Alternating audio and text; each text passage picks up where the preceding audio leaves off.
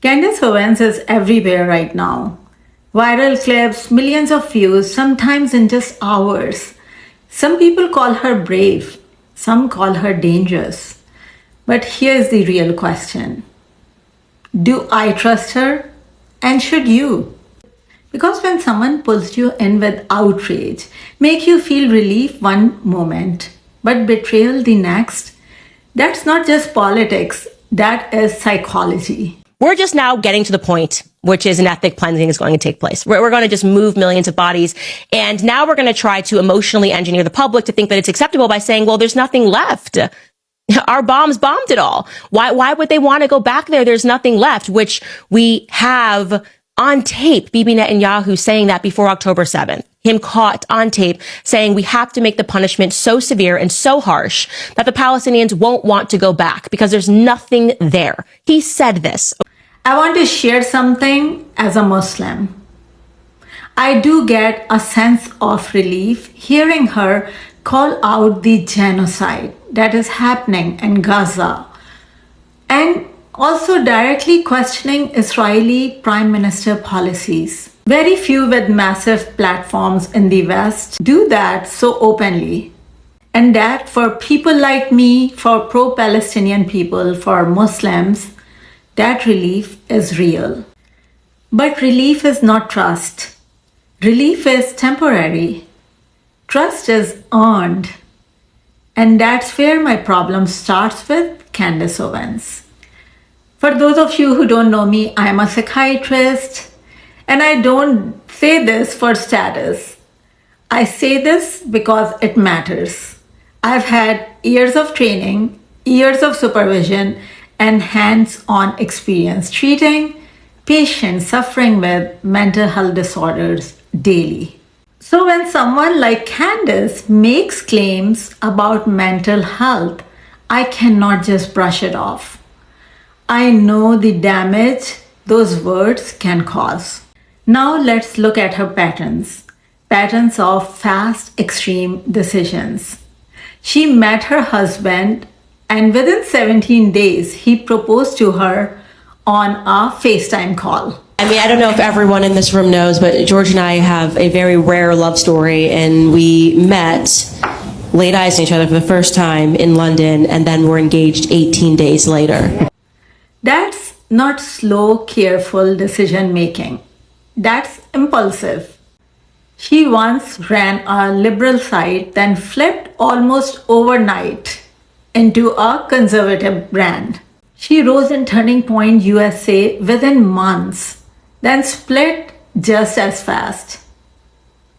Also, let's not forget she joined Kanye West in a White Lives Matter stunt while publicly bashing Black Lives Matter. Black Lives Matter. It's a patronizing low IQ concept. Psychologically, these are patterns of thrill-seeking, high-risk decisions.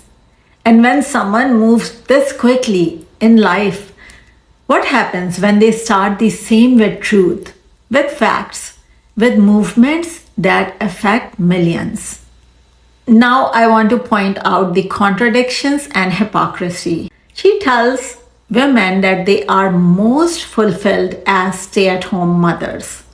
My second claim is that no career will give women as much joy and fulfillment as raising children. Yet she runs one of the busiest media platforms out there.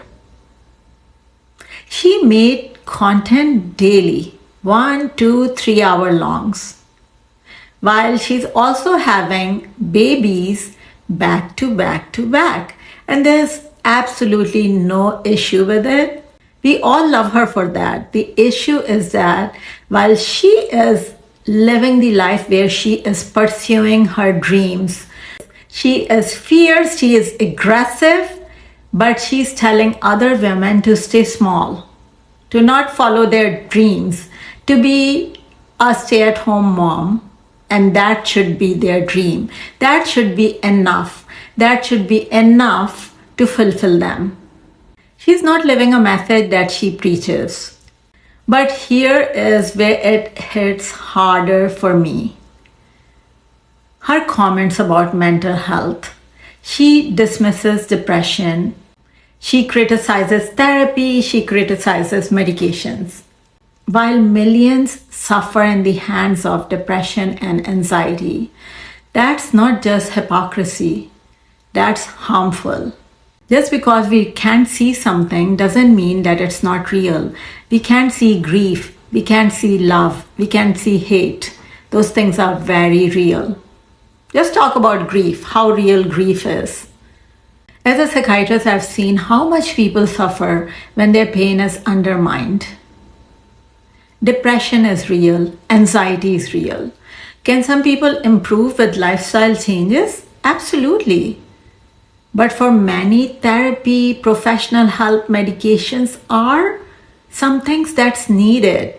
It's never one size fit all. It's always case by case. I agree medications are often overprescribed in America. But that's not just psychiatry, it's everywhere. Blood pressure pills, diabetes meds, cholesterol drugs. A lot of it ties back to poor nutrition, poor lifestyle, inflammation. These conditions are rising.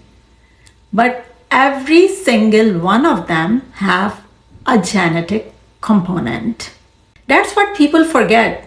Twin studies show it clearly. If one identical twin has depression, bipolar disorder, or schizophrenia, the other twin is far more likely to have it too. Then adoption studies confirm the same thing. Even if kids grow up apart from biological parents, they still inherit risk for psychiatric disorders.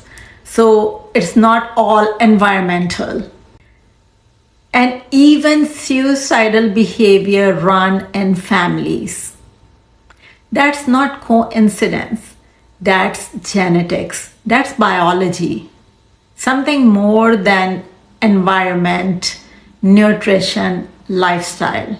So yes, sometimes lifestyle changes are enough.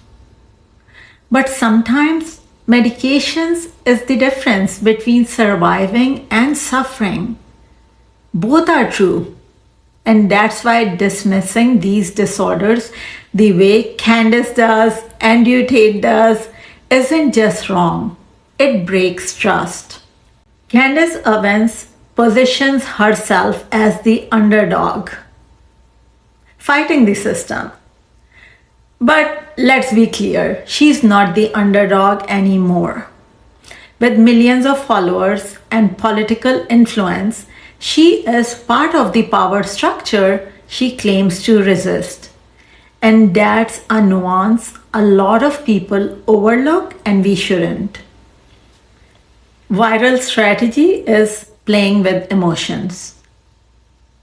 Here is the engine behind her virality. She thrives on outrage. She picks fights with billionaires, politicians, big systemic institutions, even the FBI. She leans into conspiracy angles that spark debate and doubt. I now believe there is a federal level of corruption and conspiracy involved in this murder. Psychologically, anger and fear spread faster than calm discussions. That's why her content keeps showing up on your feed. It hijacks your emotions, and emotions hijack the algorithm. Messenger versus message. Now, people often say, just take the message and ignore the messenger. I disagree. As a psychiatrist, I know the messenger and the message are inseparable. If the messenger's character is flawed, if their intention is questionable, then even the right message is tainted. You don't just hear the words, you absorb the agenda behind them. And with Candace Owens, her agenda often shifts too fast, too recklessly to trust. Yes, I feel relief when she speaks up for Palestinian people. I won't deny that. It feels good to hear someone loud, bold, fierce, unapologetic, calling out the genocide and questioning authority where others stay silent. That's rare. But relief is not loyalty, relief is not trust, and I will never confuse the two. Candace Owens thrives on making people choose sides. But I choose something else. I choose trust over noise. Relief is temporary, trust is everything. And right now, she hasn't earned mine.